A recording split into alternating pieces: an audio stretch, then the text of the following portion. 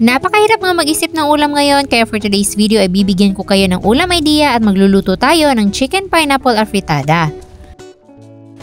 Kaya tara, samahan niyo ako at simulan na natin ang pagluluto. Kailangan natin 1 kilong manok. Gumamit ako dito ng chicken drumsticks, wings, at thighs. So depende naman yan sa inyo kung anong cut yung gusto nyo gamitin. Then magpainit na tayo ng konting mantika sa kawali at igisa natin yung sibuyas. At kapag aromatic na yan, isunod naman natin yung bawang.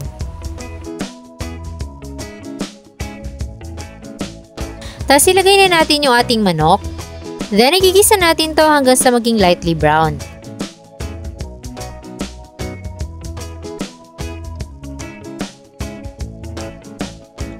Kapag ganitong lightly brown na, pwede na tayo mag-season ng asin at black pepper.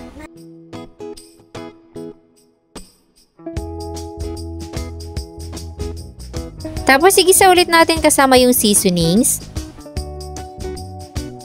Tsaka tayo maglalagay ng 2 tablespoon ng tomato paste.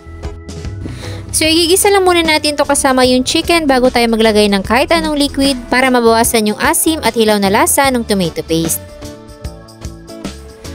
After magisa, pwede na tayo maglagay ng tubig, level lang ng ating chicken.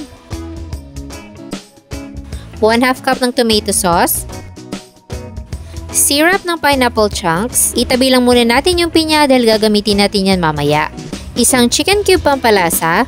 At 1 dahon ng laurel pampabango naman. At haluin lang natin ito mabuti para magsama-sama yung ating mga sangkap. Then simmer for 10 to 15 minutes hanggang sa maluto yung manok. After 15 minutes na tuto na yung chicken, taste test muna tayo. Then, pwede rin tayo mag-adjust dito ng panimpla. Lalagyan ko lang ng 1 tablespoon ng sugar para mabalanse yung lasa. Kapag okay na sa inyo ang lasa, ilalagay na natin ang carrots, patatas, at frozen peas.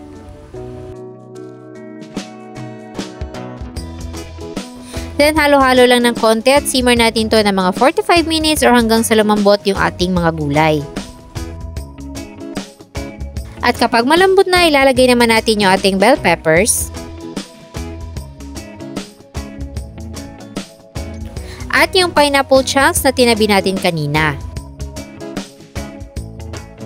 Then, haluin natin itong mabuti at isimmer pa natin na another 45 minutes para manuot yung lasa ng pinya.